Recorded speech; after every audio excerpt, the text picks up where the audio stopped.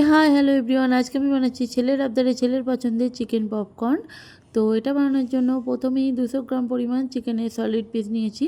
তো এগুলোকে cube cube করে কেটে নিয়ে প্রথমেই করে নিচ্ছি ম্যারিনেট করার জন্য হাফ পাতিলেবুর রস এর মধ্যে দিয়ে দিলাম কাশ্মীরি লঙ্কার গুঁড়ো, দিয়ে দিলাম সাই গরম মশলা, দিয়ে দিলাম লাল লঙ্কার গুঁড়ো, দিয়ে দিলাম বিন নুন, আর দিয়ে দিলাম দারুচিনির গুঁড়ো, আর দিয়ে দিলাম পরিমাণ মতো হলুদের গুঁড়ো, আর দিয়ে দিলাম পরিমাণ মতো সাদা তেল।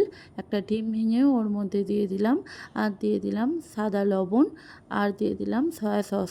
দিয়ে এটাকে একটু নাড়াচাড়া করে এর মধ্যে দিয়ে দিলাম গোলমরিচের গুঁড়ো, আমচুর পাউডার, আর দিয়ে দিলাম চাট মশলা, আর পরিমাণ মতো আদা রসুনের পেস্ট দিয়ে সমস্ত উপকরণ দিয়ে এই চিকেনটাকে একটু মেখে নিয়ে কিছুক্ষণ রেস্ট করতে রেখে দিতে হবে। তারপর একটা পাত্রে নিয়ে নিতে হবে সমপরিমাণ কর্নফ্লাওয়ার আর ময়দা।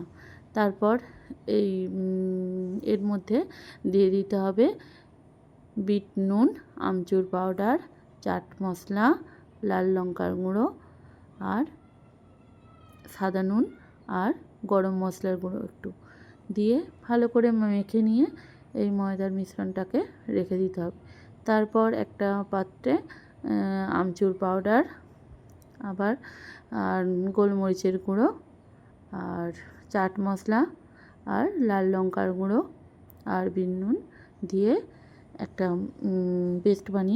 পেস্ট না মানে ওটা সব উপকরণগুলো একসাথে মিক্স করে রেখে দিতে হবে। তারপর ওই যে চিকেনগুলো ম্যারিনেট করে রেখেছিলাম ওখান থেকে একটা একটা করে তুলে নিয়ে ওই ময়দার মিশ্রণটার মধ্যে দিতে হবে। তারপর হাতের সাহায্যে চেপে চেপে নিয়ে তার মধ্যে সেগুলোকে তুলে একটা চালনির সাহায্যে যে এক্সট্রা ময়দাগুলোর গায়ে লেগে আছে সেগুলো ছেড়ে নিতে হবে।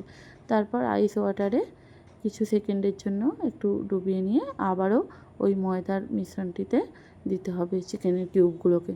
তারপর আবারও হাতের সাহায্যে ঝেড়ে ঝেড়ে নিয়ে ও থেকে ময়দার মিশ্রণটি থেকে তুলতে হবে চিকেনগুলো, যেন ওর গায়ে আর আদার্স মানে এক্সট্রা ময়দা যেন না লেগে থাকে। তো এভাবেই করে নিতে হবে সমস্ত চিকেনটাকে। তারপর কড়াইতে তেল গরম করতে হবে, দিয়ে চিকেনগুলোকে একটা একটা করে দিয়ে ভালো করে লাল লাল করে ভেজে নিতে হবে। তো এটা ভাজার সময় গ্যাসের ফ্লেমটা মিডিয়াম টু লো রাখতে হবে। তারপর এটা ভালো করে লাল লাল করে ভাজা হয়ে গেলে এগুলো তুলে নিতে হবে। এগুলো বাচ্চা বড় সবারই খুব ভালো লাগে চিকেন পপকর্ন। এটা খেতেও খুব টেস্টি হয়েছিল। তো এভাবে তোমরা একবার বানিয়ে দেখতে পারো। আর এটা সার্ভ করে এর ওপর দিয়ে ছড়িয়ে দিতে হবে ওই যে মশলাটা, যে গুঁড়ো মশলার মিশ্রণটা করে রেখেছিলাম, তো সেটা ছড়িয়ে দিতে হবে এই চিকেনগুলোর উপর। আর এটা সার্ভ করার সময় তুমি টমেটো সস, সর্ষের সস দিয়ে সার্ভ করতে পারো। ভিডিওটি কেমন লাগলো জানিও।